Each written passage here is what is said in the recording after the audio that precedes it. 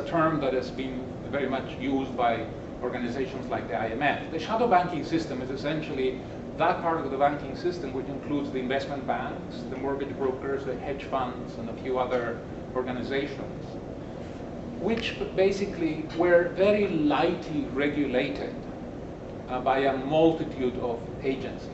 And one of the problems is that when you have regulation very dispersed, very balkanized, then in fact nobody gets regulated. And the assumption under which the shadow banking system operated was that basically only deposit-taking institutions, would be regulated, and those institutions in the shadow banking system would essentially be allowed to innovate. And the idea was that, well, they would do this carefully somehow under a regime of self-imposed market discipline. That since financial markets have a tendency to be self-correcting in any way, the shadow banking system would more or less take care of itself, and we didn't have to worry about it. And of course, this system was full of moral hazard, and the crisis has not eliminated the moral hazard which is implicit in the financial system. In fact, if you look at the excellent results reported by a number of institutions during the last couple of quarters, the levels of compensation which are projected for this year, which are no different than those in 2007, the year before the crisis, all of this is actually the result of risk activities on using public funds. And so moral hazard is very much at the heart of the system still. The crisis has not changed that in one bit. The question is, what to do? It's easy to identify these flaws. These flaws have been revealed by the crisis. So the question is, if you ask me, well, move into a little bit more constructive sort of mode of thinking, what do you propose to do to address some of these weaknesses? And here, without any claiming any originality, what I'd like to do is I'd like to go back to a proposal made recently by the IMF, which I think is very sound because it addresses fundamentally what is the problem with the system.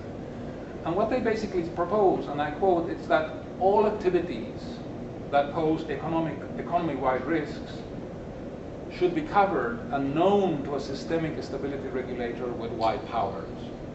In other words, the basic idea is that instead of having this artificial distinction between the banking system, which includes the deposit-taking institutions on the one hand, and having the shadow banking system, which is lightly regulated on the other, what you do now is you expand your perimeter of regulation to include everybody, absolutely everybody.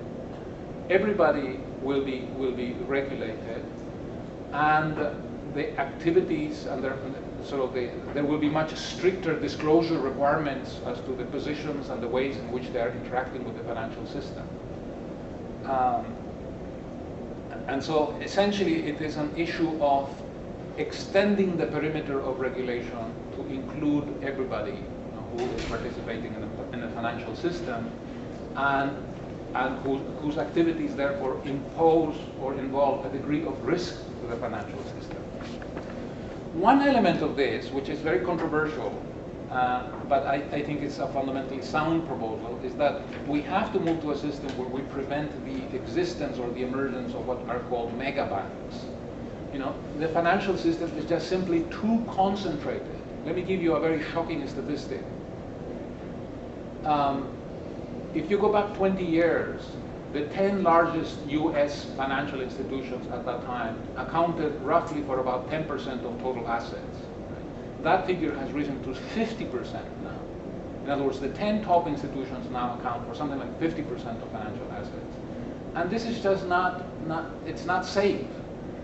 It has led to a comment by Angela Merkel, the Chancellor of Germany, which I totally agree with, which basically says that we should not have a system where essentially one institution or a couple of institutions can blackmail governments, which is what we have seen over the past year.